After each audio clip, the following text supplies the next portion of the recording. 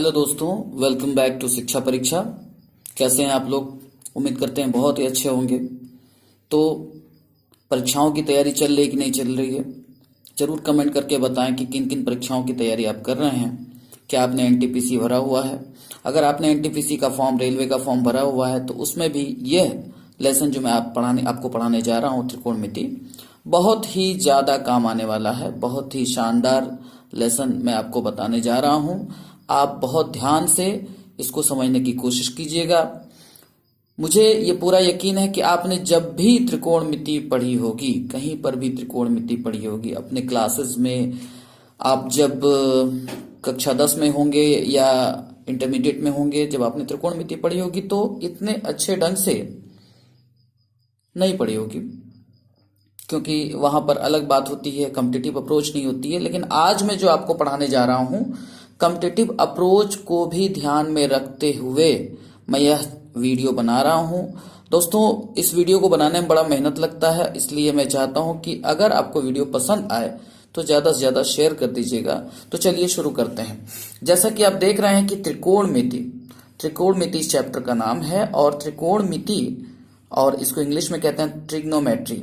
तो इसको ध्यान रखें कि त्रिकोणमिति क्या होता है। त्रिकोण का मतलब होता है त्रिभुज, मिति का मतलब होता है मापन, यानी इसका शाब्दिक अर्थ है त्रिभुज का मापन। ठीक है।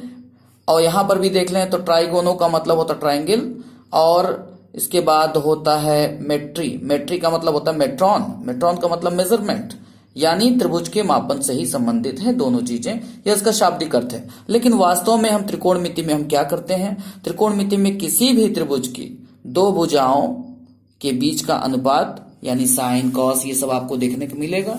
यानी त्रिभुज की भुजाओं से और उसके कोणों के बीच के संबंध का अध्ययन करते हैं। त्रिभुज की भुजाओं और उसके कोण, त्रिभुज में भुजाएं भी होती हैं और कोण भी होते हैं, तो उनके बीच के संबंध का हम अध्ययन करते हैं, स्टडी करते हैं। तो त्रिकोणमिति को बताने से पहले मैं आपको कुछ बेसिक चीजें आपको बताऊंगा कि वो बेसिक चीजें क्या हैं जिसको आपको जानना चाहिए ट्रिग्नोमेट्री पढ़ने से पहले, और आप बहुत परेशान ना हो। बहुत ही शानदार ढंग से मैं धीरे धीरे करके सारी चीजें बताऊंगा। ट्रिग्नोमेट्री का जो मैं वीडियो बनाने वाला हूं, ये पार्ट वाइज आएगा, लेकिन आपसे ये गुजारिश है, ये रिक्वेस्ट है कि आप पूरा वीडियो जरूर देखिएगा, सारे पार्ट देखिएगा, और मुझे लगता है कि आपकी नॉलेज जरूर इंप्रूव होगी। और जरा भी फायदा हो तो कमेंट करके जरूर बताइएगा, अपनी खुशियों को हमारे साथ शेयर कीजिएगा। और ये भी मैं आपसे ये कहना चाहता हूं कि आप लोगों ने मेरे वीडियोस को बहुत ही प्यार दिया है और इस चैनल को बहुत ही प्यार दिया है। इस चैनल से जुड़ने के लिए और इस चैनल का एक हिस्सा बनने के लिए, इस परिवार से जुड़ने के लिए आपको मैं बहुत बहुत शुक्रिया कहना चाहता हूं। तो आइए शुरू करते हैं लेसन को। ट्रिग्नोमेट्री की कुछ बेसिक चीजें मैं आपको बता दूं जो आपको जानना चाहिए। तो बेसिक चीजों में क्या है, मैं बेसिक फैक्ट्स आपको बता दूं। अगर आप ट्रिग्नोमेट्री पढ़ने जा रहे हैं तो आपको ट्रायंगल मालूम होना चाहिए। तो हम त्रिभुज किसे कहते हैं, हम जान लेते हैं। देखिए भाई, ये जो संरचना आप देख रहे हैं, ये एक त्रिभुज है, यानी तीन भुजाओं से, यानी तीन रेखाखंडों से, एक रेखाखंड ये, एक रेखाखंड ये, एक रेखाखंड ये, तीन रेखाखंडों से घिरी हुई आकृति को हम त्रिभुज कहते हैं। इंग्लिश मीडियम वालों के लिए तीन साइड से, ये साइड्स हो गए ना, ठीक है, तीन साइड से इनक्लोज्ड फिगर जो बनता है, जो प्लेन फिगर बनता है उसको, यानी घिरा हुआ फिगर जो बनता है उसको हम क्या कहते हैं? त्रिभुज कहते हैं, और इंग्लिश में क्या कहते हैं? ट्रायंगल कहते हैं। ठीक है।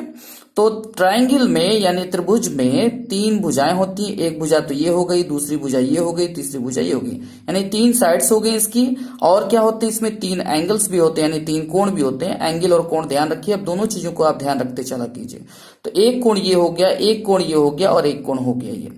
तो त्रिभुज में तीन भुजाएं भी होती हैं और तीन कोण भी होते हैं। तो इसके साथ साथ और क्या जानना चाहिए आपको कि अगर कोई त्रिभुज है तो उसके जो तीन कोण हैं उनको अगर जोड़ा जाए तो वह किसके बराबर आएगा? 180 अंश के बराबर आएगा। ठीक है। यानी इस कोण को, यानी कोण ए को, यानी angle A plus angle B plus angle C कितना आएगा? यह आने वाला है 180।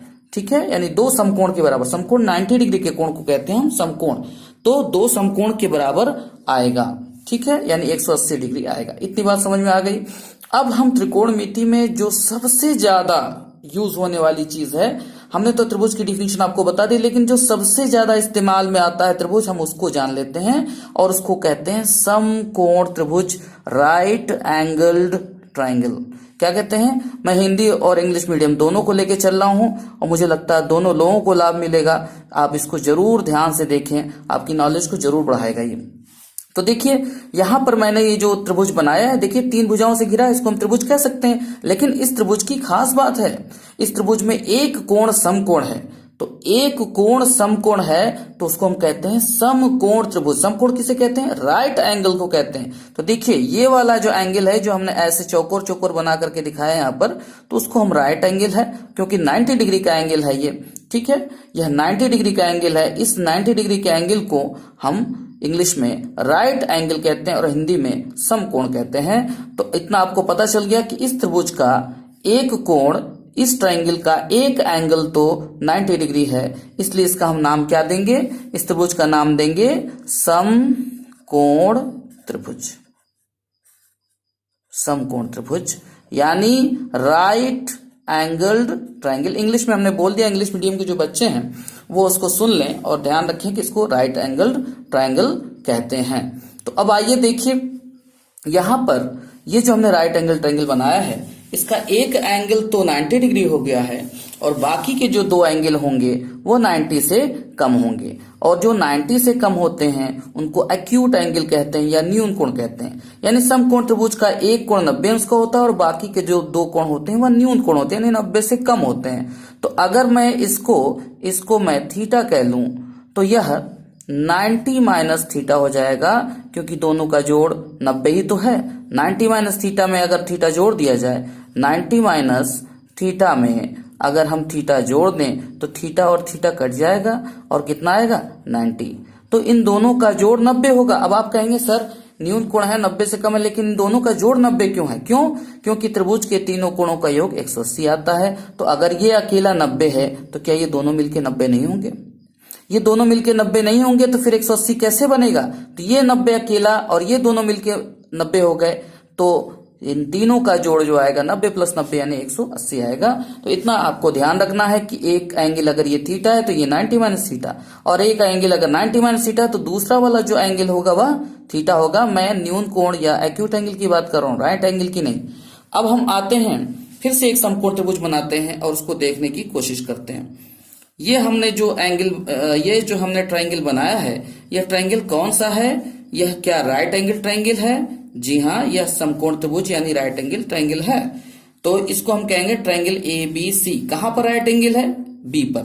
ठीक है, तो ये 90 डिग्री का एंगल हो गया। मैं आपको बता दूं, किसी भी ट्रायंगल में जो सबसे बड़ा एंगल होता है उसके सामने की साइड, अगल बगल की नहीं, ये 90 के अगल बगल तो ये साइड्स हैं, ये भुजाएं हैं। मैं सामने की बात कर रहा हूं, सामने की साइड सबसे बड़ी होती है। सामने की साइड क्या होती है? सबसे बड़ी होती है।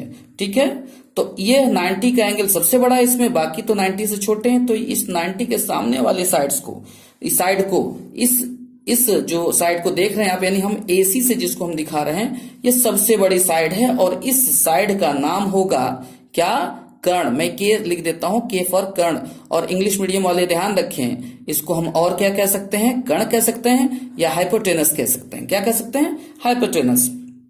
अब समकोण त्रिभुज में आपने एक लंब और आधार सुना होगा, तो ध्यान रखें। अब इस कर्ण के अलावा, ये कर्ण कभी नहीं बदलेगी, कर्ण वही का वही फिक्स रहता है, लेकिन लंब और आधार बदलते रहते हैं।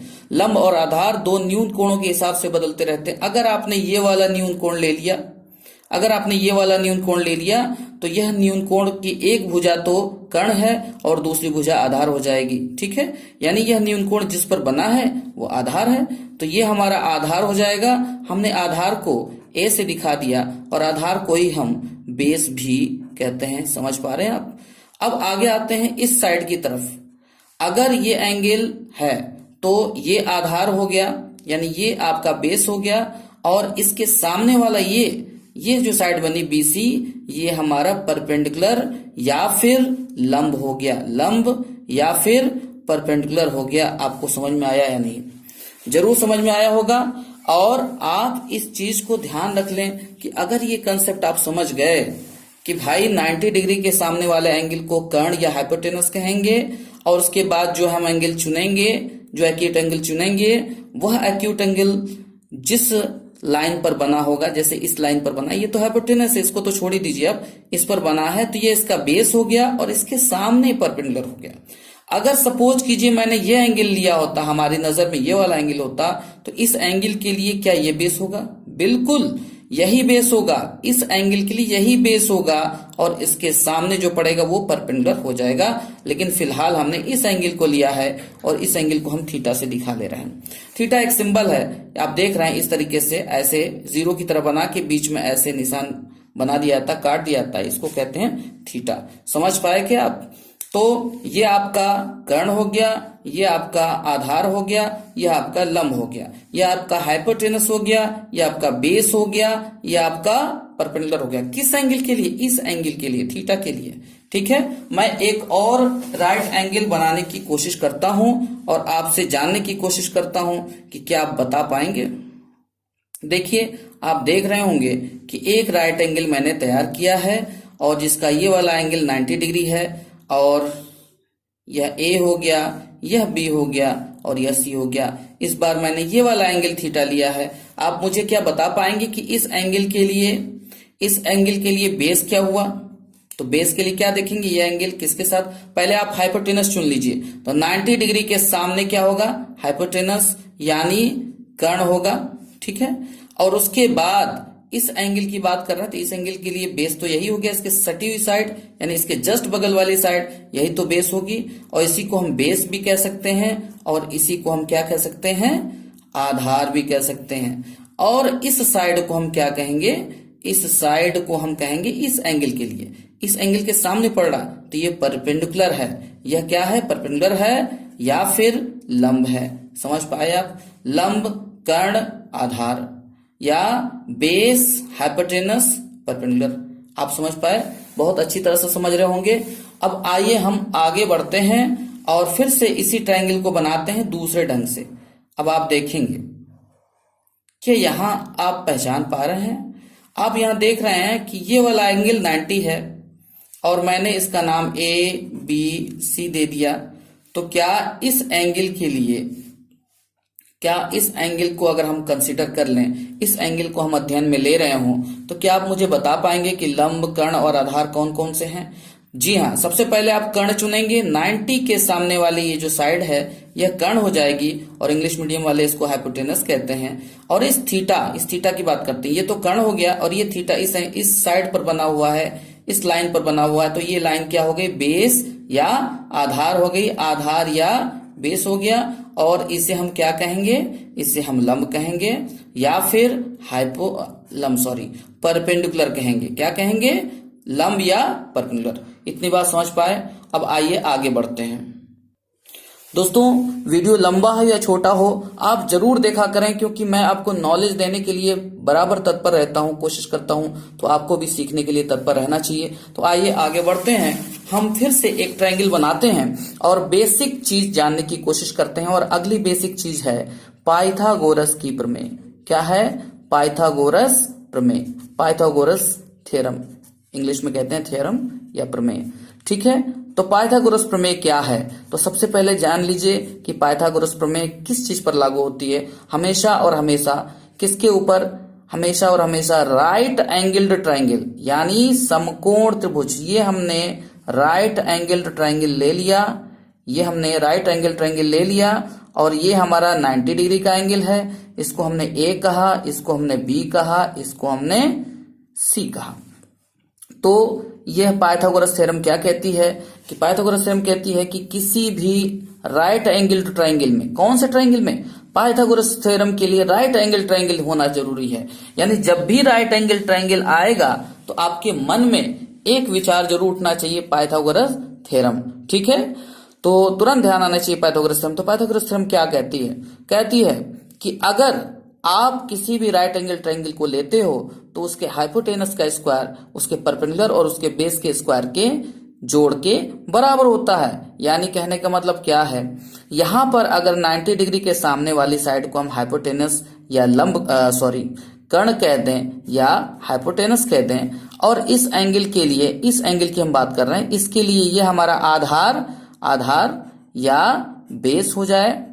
और ये वाला हमारा क्या हो जाए, इसको हम इस एंगल के सामने पड़ रहा है तो इसको हम क्या कहेंगे, लंब या परपेंडिकुलर कहेंगे। तो बताओ इसमें अब इन तीन साइड्स को हम तीन भाई मान लेते हैं, तो सबसे बड़े भैया कौन है, सबसे बड़े भैया है भाई एसी, क्योंकि ये सबसे बड़ी एंगल के सामने है। तो सबसे बड़े भैया तो एसी हैं, इन्हीं को हम हाइपोटेनस कह रहे हैं, इन्हीं को हम कर्ण कह रहे हैं। तो ये जो हाइपोटेनस बड़े वाले भैया का जो गुस्सा होगा, यानी स्क्वायर, स्क्वायर का मतलब होता है किसी भी राशि को दो बार लिख करके गुणा कर दिया। जैसे हमने कहा 3 का स्क्वायर करो तो 3 गुणे 3, 4 का स्क्वायर करो तो 4 गुणे 4, 5 का स्क्वायर करो तो 5 गुणे 5। हमने कहा हाइपोटेनस का स्क्वायर करो तो हाइपोटेनस इंटू हाइपोटेनस, कर्ण का स्क्वायर करो तो कर्ण गुणे कर्ण। ठीक है, ये बात समझ में आई। तो ये जो बड़े भैया हैं इनका गुस्सा यानी इनका स्क्वायर इन दोनों छोटे भैयों के गुस्से के जोड़ के बराबर है, यानी इसके स्क्वायर और इसके स्क्वायर के जोड़ के बराबर है।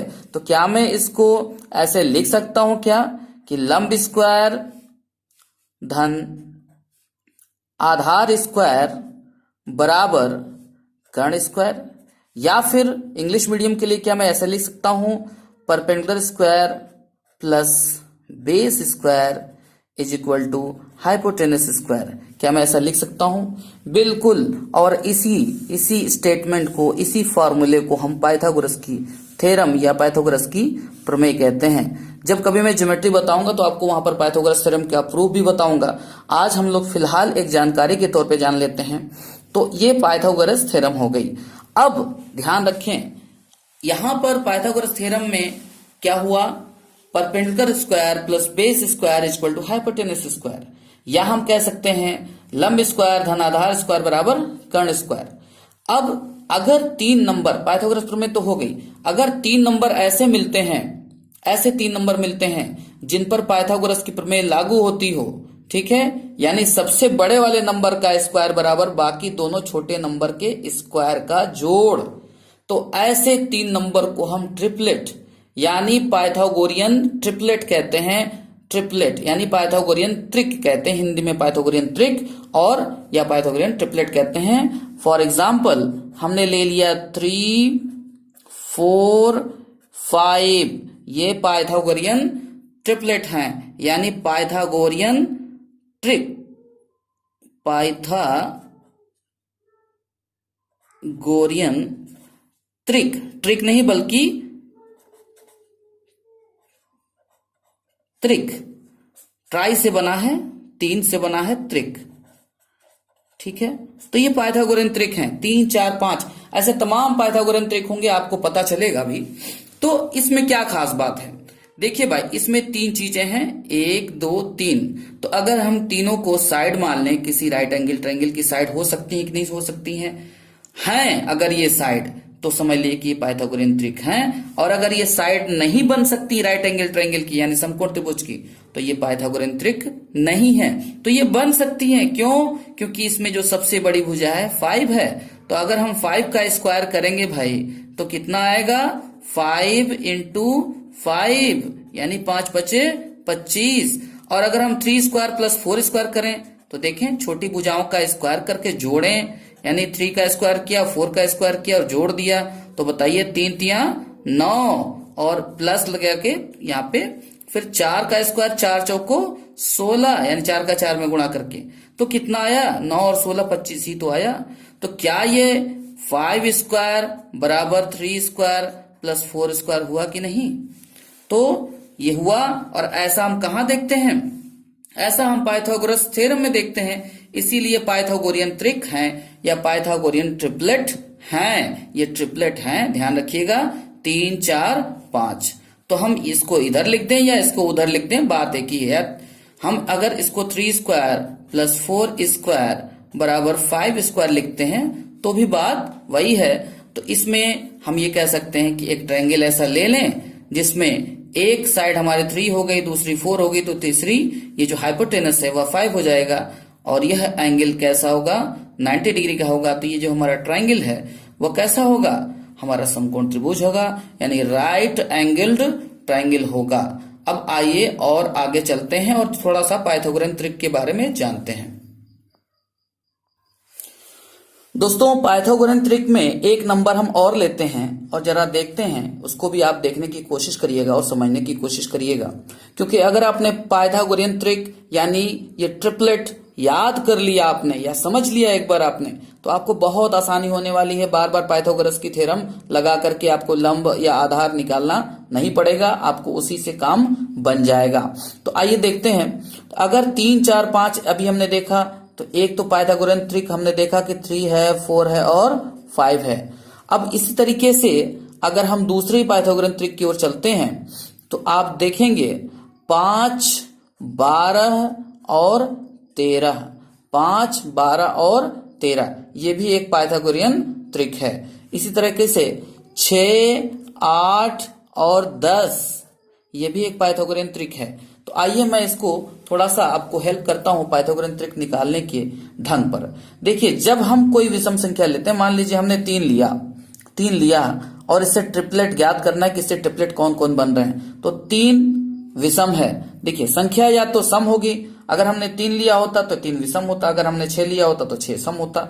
विषम किसे कहते हैं? ऑड किसे कहते हैं? जो 2 से न कटे वह विषम है, ऑड है। और जो 2 से कट जाए, विभाजित हो जाए, पूरा पूरा डिवाइड हो जाए, कुछ भी रिमाइंडर न बचे, कुछ भी शेष न बचे, उसको हम सम कहते हैं। तो अगर विषम है तो इसका रूल जान लीजिए। विषम है तो इसको स्क्वायर करना है। जैसे विषम कोई आ गया, विषम का मतलब खराब समझिए, तो उसको मार मार के स्क्वायर कर दीजिए।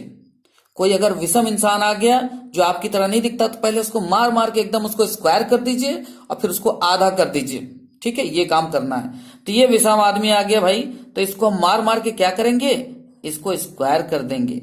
तो स्क्वायर कर देंगे तो इसका स्क्वायर कितना आएगा? 9। और फिर 9 का हम क्या करेंगे? आधा, यानी 9/2 करेंगे। और 9/2 करने पर क्या हमें मिलेगा? 4.5 मिलेगा। क्या मिलेगा? 4.5, यानी 4.5 मिलेगा भाई। 2 से 9 को भाग दे के देख लेना। अरे 4.5 रुपए, 4.5 रुपए, 9 ही रुपया तो हुआ मिल करके। अब देखिए, 4.5 जब मिला तो 4.5 के जस्ट पहले वाला हम इंटीजर लिख लेंगे, फिर 4.5 के जस्ट बाद वाला इंटीजर लिख लेंगे। तो 4.5 से जस्ट पहले 4 ही तो आता है और 4.5 के जस्ट बाद 5 ही तो आता है। तो दोस्तों आपने क्या देखा? 3 4 और 5, एक ट्रिपलेट मिला या नहीं मिला? मिल गया। इसी तरीके से और भी हम एक विषम से बनाते हैं। जैसे ये 5 लिया अगर हमने, तो ये आ गया विषम, 2 से नहीं कट रहा। रुको रुको रुको, इसको हम जो है मार के पीट के स्क्वायर कर देते हैं पहले, है ना। इसको पीट पीट के इसका स्क्वायर करते हैं, तो ये हो गया 5 स्क्वायर। और 5 स्क्वायर कितना हो गया? 25। और 25 अब हमने स्क्वायर कर दिया, अब इसको हम चीर के आधा करेंगे। तो 25 को हमने चीर दिया, 2 से डिवाइड कर दिया, आधा हो गया, तो ये हो गया 12.5, यानी 12.5। आप भाग दे के देख लेना। और उसके बाद जब 12.5 से एक कम जाएंगे तो 12 मिलेगा, और 12.5 के जस्ट आगे जाएंगे तो हमें 13 मिलेगा। 12.5 के जस्ट आगे क्या मिलेगा? 13। तो हमारे पास ट्रिपलेट क्या बना? 5 बना, 12 बना, 13 बना। उम्मीद करते हैं आप समझे होंगे। देखिए, ये चैप्टर हमने आपको बहुत ही अच्छे से समझाने की कोशिश की है, आप भी समझने की कोशिश करना, आपको बहुत मजा आने वाला है। और अगर कहीं पर भी कोई दिक्कत हो तो आप एकदम बेझिझक कमेंट में लिख करके बताना, मैं आपके लिए बिल्कुल तैयार हूं। लेकिन आप जरूर और जरूर लिख करके भेजें, कमेंट मुझे बहुत पसंद है। अब आइए आगे चलते हैं। अगर हमें 7 से ट्रिपलेट बनाना होता, हमने 7 लिया, अगेन एन ऑड नंबर, हमने ऑड नंबर लिया, तो पीट पीट के इसका स्क्वायर करो ससुर को। तो हमारा पीटने से इसका स्क्वायर हुआ, तो 7 का स्क्वायर क्या हुआ? 49, यानी 49। और फिर 49 का 49 को हमने क्या करना है? चीर के आधा कर देना है। लो भैया, हमने आधा कर दिया। और जब 49 का आधा करोगे तो क्या आएगा? 24.5, 24 दूनी 48 और 1 49 होता है, तो 24.5। आप क्या मुझे बता सकते हो कि 24.5 से पहले क्या आएगा? जी हाँ, सही बताया, 24 आएगा। और 24.5 के बाद क्या आएगा? 25। तो हमने देखा कि 7, 24 और 25 एक ट्रिपलेट हमें ये मिल गया। ये तो हमने विषम संख्याओं से ट्रिपलेट बनाया, और ऐसे ही तमाम ट्रिपलेट हम बना भी सकते हैं। अब एक चीज ध्यान रखिएगा, हम सम संख्याओं से ट्रिपलेट बनाने जा रहे हैं। पहले हमने विषम संख्याओं से बनाया, सम संख्याओं से। तो सम तो हमारे ही जैसे होते हैं, यानी सम मतलब समान, यानी 2 से कटने वाली संख्याएं। अभी हम यहाँ याद करने के लिए बोल रहे हैं, सम का मतलब 2 से कटने वाली संख्याएं। आप सम से, अगर हम आम भाषा में मैथमेटिक्स से अलग भाषा में बोलें तो सम का मतलब एक जैसा, है ना, समान। तो ऐसी चीजों को, जैसे आपने कोई सम संख्या लिया, क्या लिया, मान लीजिए आपने 6 लिया, क्या लिया आपने 6, और इससे ट्रिपलेट बनाना है। तो उस बार क्या कर रहे थे आप स्क्वायर करके चीर के आधा कर दे रहे थे। अभी क्या करना है, अभी पहले चीर के आधा करेंगे, उसी का उल्टा करेंगे। पहले चीर के आधा करेंगे, यानी 6 को 2 से भाग दे देंगे तो कितना आएगा 3, फिर स्क्वायर करेंगे तो फिर 3 का स्क्वायर कितना होगा भाई 9 आएगा। अब 9 के पहले वाला डिजिट और 9 के बाद वाला डिजिट, 9 के पहले क्या 8 नहीं आएगा और 9 के बाद क्या 10 नहीं आएगा? आपको ये ध्यान है या नहीं है? बिल्कुल ध्यान होगा। अब आइए, अब हम अगले नंबर की ओर चलते हैं। अब हम 8 पे चलते हैं। हमने फिर एक सम संख्या ले लिया। अब हम आधा करके, यानी पहले चीर के आधा कर देंगे तो 8 का आधा कितना होगा भाई, 8 का आधा यानी 8/2 यानी 4 आया। और 4 का अब स्क्वायर करेंगे तो स्क्वायर करने पर कितना आएगा 16। अब 16 से 15 क्या पहले क्या आएगा 15 और 16 के बाद क्या आएगा 17। तो एक ट्रिपलेट हमें और मिल गया, 8, 15, 17 मिला कि नहीं मिला? यहां ट्रिपलेट कितना मिला था 6, 8 और 10। देखिए 6, 8 और 10 यहां मिला 8, 15, 17। तो उम्मीद करते हैं कि ये भी आप समझ गए होंगे कि ट्रिपलेट हम कैसे बनाते हैं। और एक बार अगर आपका ट्रिपलेट बन जाए तो बार बार उसको प्रैक्टिस में रखिए कि भाई 3, 4, 5, 5, 12, 13 ये समकोण त्रिभुज के आंकड़े हैं। 6, 8, 10 समकोण त्रिभुज का आंकड़ा है। उसके बाद आपका 8, 15, 17 यह समकोण त्रिभुज का आंकड़ा है। ऐसे अगर आपको याद रहेगा तो बहुत आसानी हो जाएगी। और एक ट्रिपलेट अभी मैं और भी बताने जा रहा हूं, आइए देखते हैं। तो ट्रिपलेट पर ध्यान दीजिएगा। अगर हम बता दें आपको कि 3, 4, 5, अगर मैं आपसे पूछूं कि 3, 4, 5 ट्रिपलेट है कि नहीं, तो आप कहेंगे सर है। तो आप जान जाइए कि अगर 3, 4, 5 ट्रिपलेट है और सभी में एक ही नंबर से मल्टीप्लाई कर दिया जाए, यानी 2 से मल्टीप्लाई कर दीजिए तो 2 से मल्टीप्लाई करके देखिए तो वो भी ट्रिपलेट ही होगा। यानी 3, 4, 5 अगर ट्रिपलेट है तो सब में 2 से मल्टीप्लाई कीजिए, 2 × 3, 2 × 4, 2 × 5 तो कितना आ गया भाई 6, 8, 10। तो अगर ये ट्रिपलेट है तो इनके मल्टीपल भी ट्रिपलेट होंगे। ठीक है, आप 2 से ही नहीं 3 से भी मल्टीप्लाई कर सकते थे, 4 से भी मल्टीप्लाई कर सकते थे, यानी ट्रिपलेट को मल्टीप्लाई करके भी ट्रिपलेट निकाल सकते हैं। लेकिन सबको एक ही नंबर से मल्टीप्लाई करेंगे, इतना आपको हमेशा ज़हन में रखना है। आइए एक और ट्रिपलेट निकालते हैं। अगर हम 3 को 3 से मल्टीप्लाई कर दें तो 3 × 9, इसको भी 3 से कर दिए, 3 × 4 = 12 और इसको भी 3 से कर दीजिए, 3 × 5 = 15। समझ पाए क्या?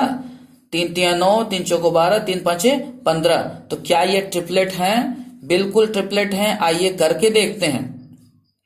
अगर मैं 9 का स्क्वायर करूं तो क्या आएगा 81, 12 का स्क्वायर करूं तो क्या आएगा 144 और अगर इनको जोड़ दूं तो क्या आएगा, इनका जोड़ आएगा 4 और 1 5, 8, 4, 12, 1, 1, 2, 225 आया। और इसका वर्ग कितना आएगा भाई? इसका वर्ग आएगा 15 का स्क्वायर, 15 × 15 यानी 225। तो भाई वाह, इन दोनों संख्याओं का स्क्वायर का जोड़ 225 आया और इसका अकेला स्क्वायर 225 आया। तो ये तो बात सही है कि ये ट्रिपलेट है। क्यों? क्योंकि पाइथागोरस की प्रमेय यहां लागू हो गई। अब आप कहेंगे कि सर इससे फायदा क्या है? फायदा क्यों नहीं है? देखिए, अगर मैं आपको एक ट्रायंगल दे दूं, अगर मैं आपको एक ट्रायंगल दे दूं और इसमें मैं ABC लिख दूं और यहाँ ये 90 डिग्री का सिंबल बना दूं, तो आप बताइए कि ये समकोण त्रिभुज है कि नहीं है? है। आप कहेंगे ये समकोण त्रिभुज है सर, और मैं यहाँ पर 5 लिख दूं और यहाँ 3 लिख दूं, तो क्या आपको याद नहीं आएगा ट्रिपलेट 3, 4, 5? आपको याद जरूर आएगा कि ट्रिपलेट 3, 4, 5 होता है। ठीक है, तो इसका मतलब अगर 3, 4, 5 ट्रिपलेट है तो 3, 4, 5 में से 3 और 5 तो लिखा जा चुका है। क्या नहीं लिखा है? 4 नहीं लिखा गया तो हम यहाँ 4 लिख देंगे। बताइए इस एंगल का इस थीटा एंगल के लिए हमें बेस मालूम हो गया। बिना पाइथागोरस की प्रमेय लगाए अगर हमें ट्रिपलेट याद है तो हमें बेस मालूम हो गया। अब हम सारी चीजें निकाल सकते हैं जो भी हमें निकालना है। ठीक है, अब एक और बड़ा ही महत्वपूर्ण ट्रिपलेट मैं बताने जा रहा हूं। थोड़ा सा बीजगणित टाइप का ट्रिपलेट है, इसको आप ध्यान रखिएगा। ये बड़ा ही इंपॉर्टेंट है क्योंकि इस पर सवाल जरूर और जरूर बनते हैं। देखिए ये मैंने समकोण त्रिभुज बनाया है। ठीक है, अब हमने समकोण जो त्रिभुज बना दिया, ये तो 90 डिग्री का एंगल हो गया और ये मान लीजिए ए बी और सी हो गया। अब इतना ध्यान रखिएगा कि अगर इसकी जो सबसे बड़ी साइड है हम ए स्क्वायर प्लस बी स्क्वायर लिख सकते हैं और इसको इन दोनों में से किसी भी एक को 2ab और तो दूसरे को ए स्क्वायर माइनस बी स्क्वायर लिख सकते हैं। ध्यान रखें सबसे बड़ी वाली भुजा क्या लेनी है, ए स्क्वायर प्लस बी स्क्वायर, और उसके बाद 2ab और ए स्क्वायर माइनस बी स्क्वायर, यानी ए स्क्वायर प्लस बी स्क्वायर तो लेनी ही लेनी है और उसके अलावा ए स्क्वायर माइनस बी स्क्वायर भी लेना है और ट्वाइस ए बी भी लेना है। यानी हम कह सकते हैं कि twice A B comma A square minus B square comma A square plus B square, यह क्या है, ट्रिपलेट है। इतना ध्यान रहेगा क्या? बिल्कुल ध्यान रहेगा भाई, आप होशियार हैं ही, ध्यान रखना भी चाहिए। तो इससे क्या होगा कि अगर आपको कहीं ट्वाइस ए बी दिख गया और ए स्क्वायर प्लस बी स्क्वायर दिख गया तो झट से इसको ए स्क्वायर माइनस बी स्क्वायर लिख करके अपने सवाल को बना लेंगे आप और आगे बढ़ जाएंगे। या अगर आपको ए स्क्वायर माइनस बी स्क्वायर दिख गया और ये ट्वाइस ए बी दिख गया तो इसका मतलब आपको पता चल जाएगा कि हाँ ए स्क्वायर प्लस बी स्क्वायर होना चाहिए क्योंकि ट्रिपलेट तो यही था ना। और अगर आपको ए स्क्वायर प्लस बी स्क्वायर मिल गया और ए स्क्वायर माइनस बी स्क्वायर मिल गया तो यहाँ ट्वाइस ए बी लिख लेंगे। समझ पाए क्या? बिल्कुल समझ पाए। अब जैसे मैं इस क्वेश्चन को कर रहा हूं, ठीक है, अब आप ध्यान दीजिए कि मैं इसको लिख दूं ट्वाइस ए बी। ठीक है, इसको लिख दूं ट्वाइस ए बी और इसको लिख दूं ए स्क्वायर माइनस बी स्क्वायर।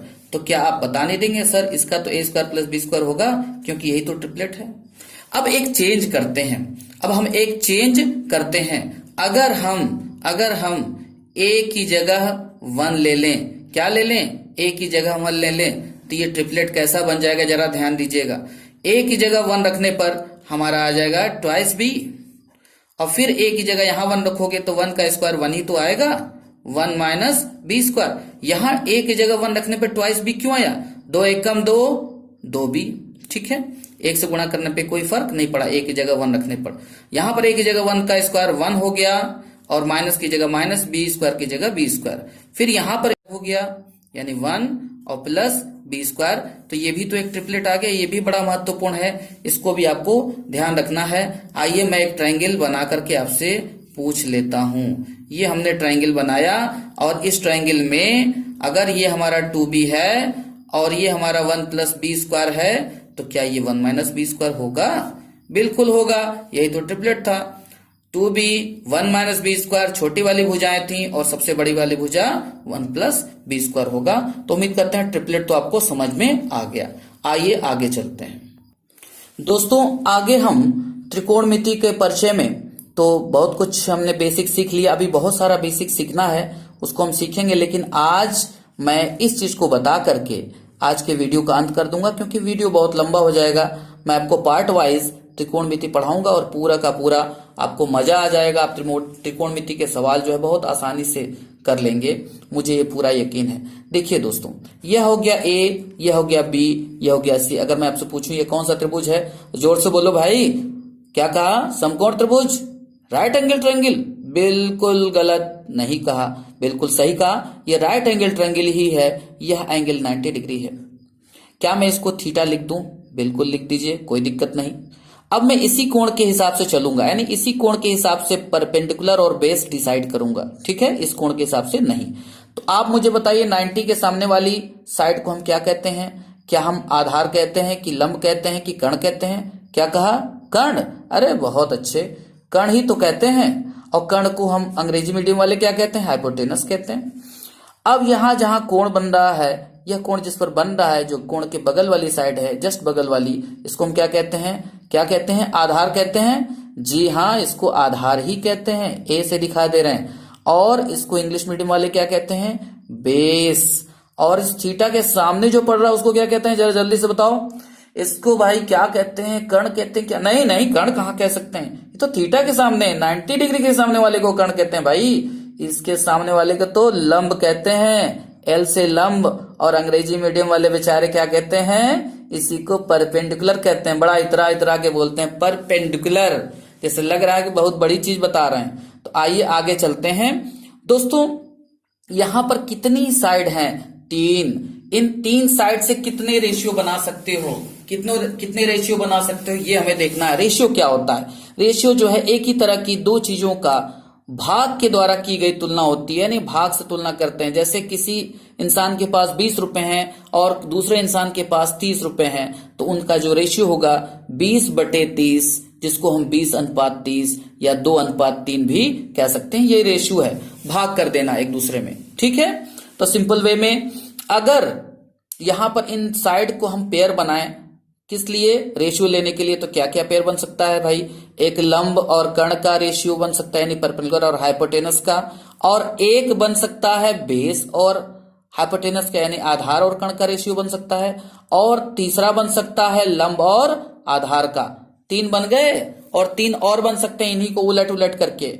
इन्हीं रेशियोज को हम त्रिकोणमितीय अनुपात कहते हैं। क्या कहते हैं? ट्रिग्नोमेट्रिकल रेशियोज, टीआर कहते हैं। क्या कहते हैं? टीआर, ट्रिग्नोमेट्रिकल रेशियो या त्रिकोणमितीय अनुपात। क्या कहते हैं? त्रिकोणमितीय अनुपात। अब इतना ध्यान रखना है कि त्रिकोणमितीय अनुपात में हमने इस साइड का अनुपात लिया। अब इस साइड को हमने क्या कहा था? लंब कहा था। तो लंब बटे कर्ण, यानी अगर हम ऐसे कर दें लंब बटे कर्ण, तो इसी को हम कहते हैं साइन किसका? इस एंगल का, थीटा का। तो इसका मतलब यह हुआ कि थीटा कोण के लंब और कर्ण का अनुपात, यानी परपेंडिकुलर और हाइपोटेनस का अनुपात। तो साइन थीटा क्या हो गया भाई?